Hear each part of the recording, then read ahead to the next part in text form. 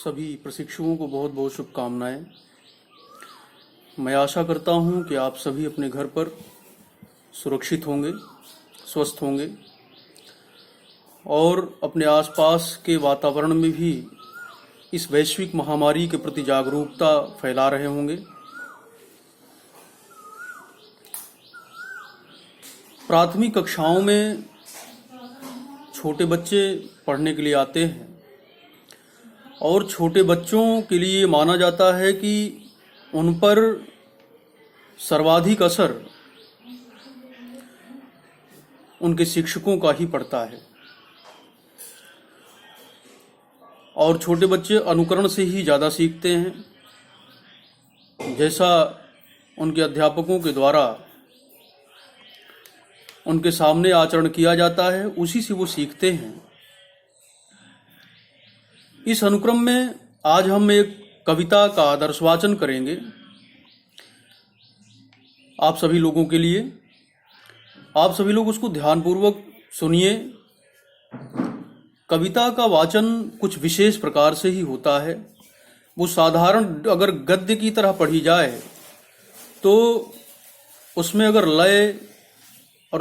लय और सुर नहीं है तो कम प्रभावकारी होती है वो। लेकिन अगर कविता में लय हो और हम उसका आदर्श वाचन लयात्मक ढंग से करें तो बच्चे भी उसको देख करके सुन करके उसी तरह से कविता का वाचन करने की कोशिश करते हैं। प्राथमिक कक्षा की एक कविता है, पर्वत कहता। इस कविता के रचनाकार हैं सोहनलाल द्विवेदी। उन्होंने सरल और सहज शब्दों के माध्यम से प्रकृति को आधार बनाकर एक सुंदर संदेश देने का प्रयास किया है और प्रकृति के माध्यम से मनुष्य के अंदर इन गुणों को कैसे पहुंचाया जाए, इन गुणों को कैसे धारण करे मनुष्य और धारण करने से उसकी महत्ता कैसे बढ़ती है, इस कविता के माध्यम से कवि ने यही प्रस्तुत करने की कोशिश की है। मैं इस कविता का आदर्श वाचन कर रहा हूं। आप सभी लोग इसको ध्यानपूर्वक सुनिए और कोशिश करिए कि हम कविता का वाचन, हमारा हाव भाव, हमारी लयात्मक स्थिति कविता के अनुरूप होनी ही चाहिए। इसको बच्चे बड़े जिज्ञासापूर्ण ढंग से सुनते हैं और जैसा अध्यापक वाचन करता है उसी तरह से बच्चे भी वाचन करने की कोशिश करते हैं। धीरे धीरे ये चीज़ें उनके अभ्यास में आ जाती हैं और वो कविता के वाचन में कुशल हो जाते हैं। उनको गद्य और पद्य के वाचन का अंतर भी पता चल जाता है। तो मैं अब इस कविता का वाचन कर रहा हूं। आप सभी लोग इसको सुनिए और ध्यान दीजिए और कोशिश करिए कि हम कविता का वाचन कैसे करें। कवि कहता है, पर्वत कहता शीश उठाकर, पर्वत कहता शीश उठाकर, तुम भी ऊंचे बन जाओ।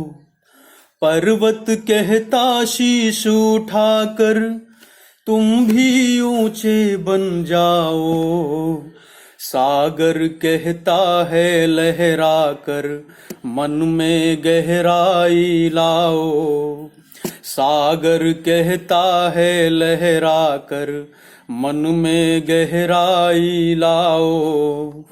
समझ रहे हो क्या कहती है। अब देखिए यहाँ कवि कितने सरल और सहज शब्दों का प्रयोग करते हुए कितनी बड़ी बात कह रहा है।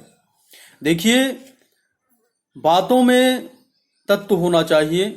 आपकी भाषा जब सरल और सहज होती है तो निश्चय ही वो अधिक प्रसारक होती है, अधिक बच्चों तक, अधिक लोगों तक वो पहुंचती है। तो कवि का यही प्रयास है कि सरल और सहज शब्दों में बड़ी बात कहने की कोशिश कर रहा है कवि।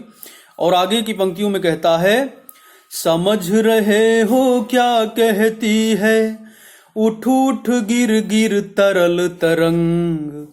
समझ रहे हो क्या कहती है, उठ उठ गिर गिर तरल तरंग, भर लो अपने मन में मीठी मीठी मृदुल उमंग।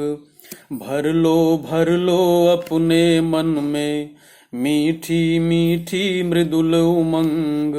आगे की पंक्तियों में कवि धरती से सीखने के लिए कहता है, धरती कहती धैर्य न छोड़ो, धरती कहती धैर्य न छोड़ो, कितना भी हो सर पर भार। धरती कहती धैर्य न छोड़ो, कितना भी हो सर पर भार। नभ कहता है फैलो इतना, नभ कहता है फैलो इतना, ढक लो तुम सारा संसार। नभ कहता है फैलो इतना, ढक लो तुम सारा संसार। पर्वत कहता शीश उठाकर, तुम भी ऊंचे बन जाओ। सागर कहता है लहरा कर, मन में गहराई लाओ। सागर कहता है लहरा कर, मन में गहराई लाओ।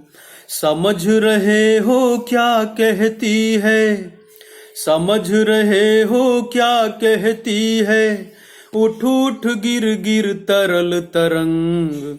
भर लो अपने मन में, भर लो अपने मन में मीठी मीठी मृदुल उमंग।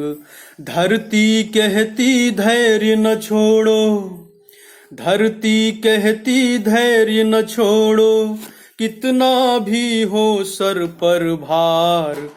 नभ कहता है फैलो इतना, नभ कहता है फैलो इतना, ढक लो तुम सारा संसार। अब यहाँ पर हम अगर देखें तो कवि ने छोटे छोटे शब्दों के माध्यम से, सरल और सहज शब्दों के माध्यम से पूरी प्रकृति में जो गुणवत्ता विद्यमान है, पूरी प्रकृति में जो निस्वार्थता विद्यमान है, प्रकृति के जितने भी तत्व हैं सब निस्वार्थ भाव से मानव या संपूर्ण सृष्टि की सेवा में लगे हुए हैं। वो कोई छोटा सा छोटा कण से लेकर के बृहत्तर पर्वत भी मनुष्य की सेवा में ही लगे हुए हैं निस्वार्थ भाव से। और उनके अंदर जो उदारता है, उनके अंदर जो गहराई है, उसके माध्यम से भी मनुष्य को सीखने के लिए कवि उद्यत करता है, प्रेरित करता है।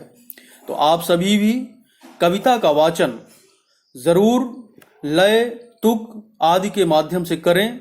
बच्चों के सामने जब करें तो हाव भाव भी आपका प्रदर्शित हो।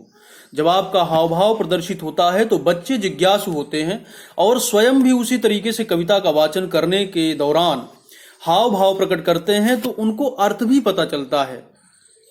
कविता क्या कहती है ये अधिक अच्छे तरीके से स्पष्ट होता है, अधिक अच्छे तरीके से उसका मतलब बच्चों को समझ में आता है और ग्राह्य होता है। धन्यवाद।